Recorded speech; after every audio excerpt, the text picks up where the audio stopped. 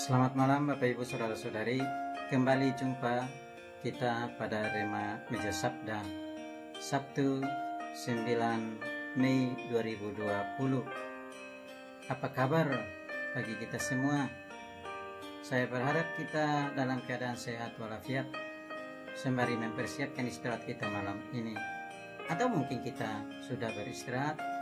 Semoga berkat Allah menaungi istirahat kita malam ini.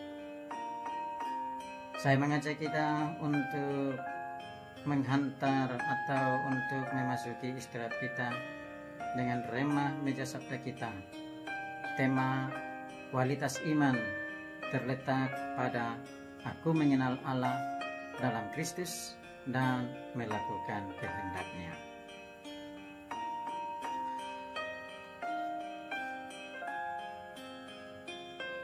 Kita biasanya cenderung untuk mengukur keberhasilan pelayanan kita dari jumlah seberapa banyak orang yang menanggapi positif pelayanan kita.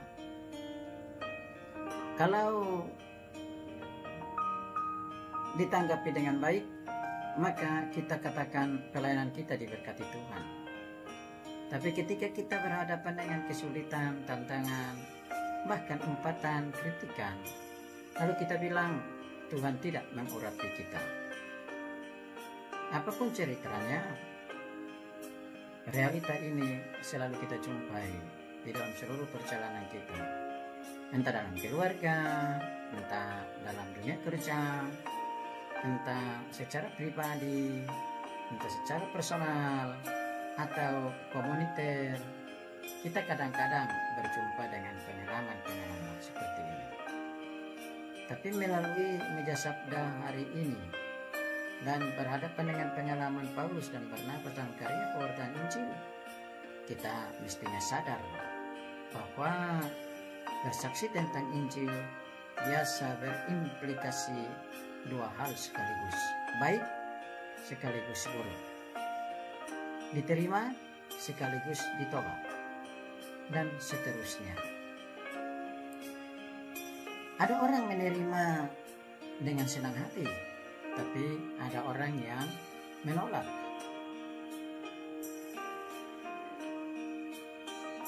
Injil mengajak kita untuk melihat bahwa ini terjadi pada masa pemberitaan Paulus.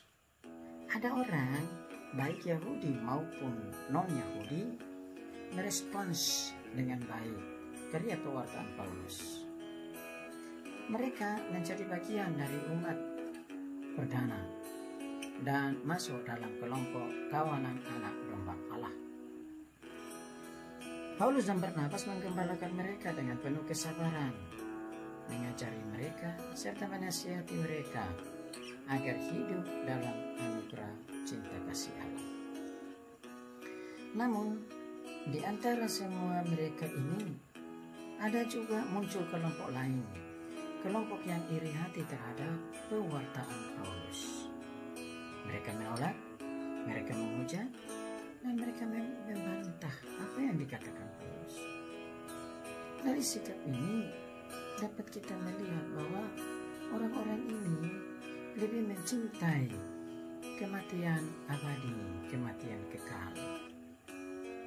Nah, untuk orang Kristen, dan khususnya di Indonesia saat ini, kita dipanggil, diajak untuk mengemban tugas bersaksi dengan cara dialogis, mengkomunikasikan karya pewartaan Injil itu dengan baik dan bukan dengan konfrontatif.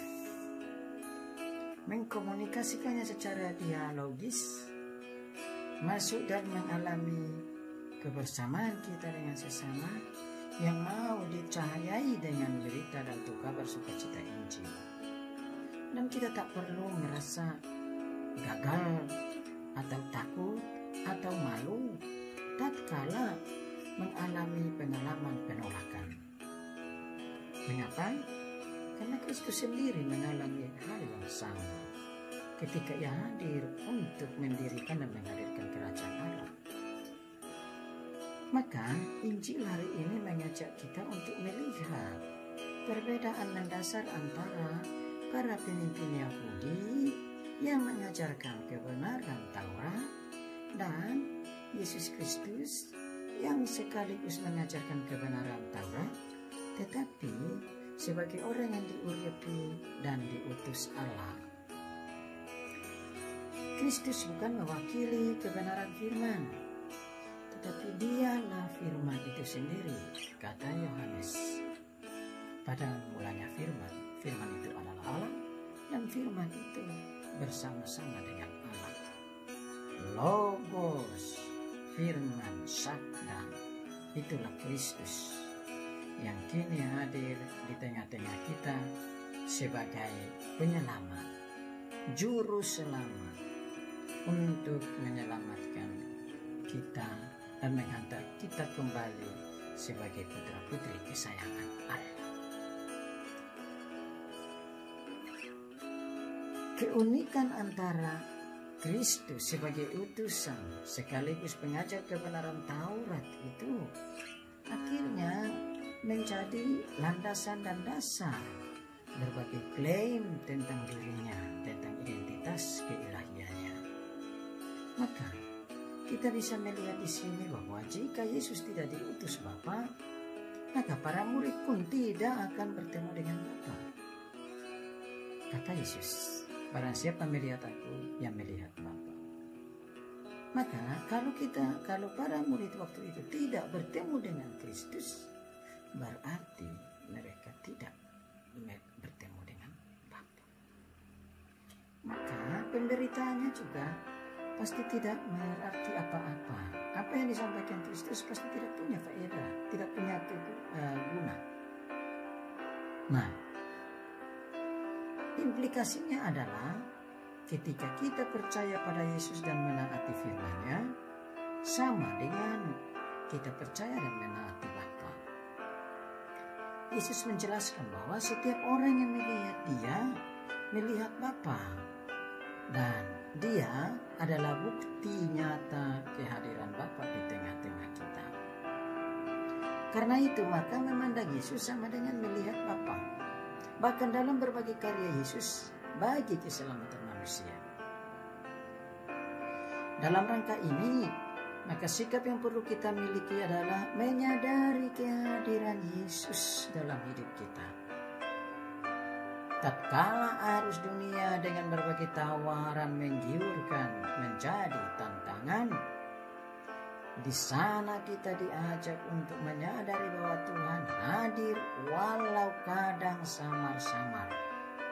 Dan salah satu tanda nyatanya adalah suara hati yang kita miliki, yang ada hidup dan menggerakkan kita untuk berbuat baik dan menghindari yang jahat. Mendengarkan suara hati berarti mendengarkan suara Tuhan. Percayalah, kehadiran Yesus di tengah kita berarti pula kehadiran Bapa Pengasih yang menyertai perjalanan hidup kita.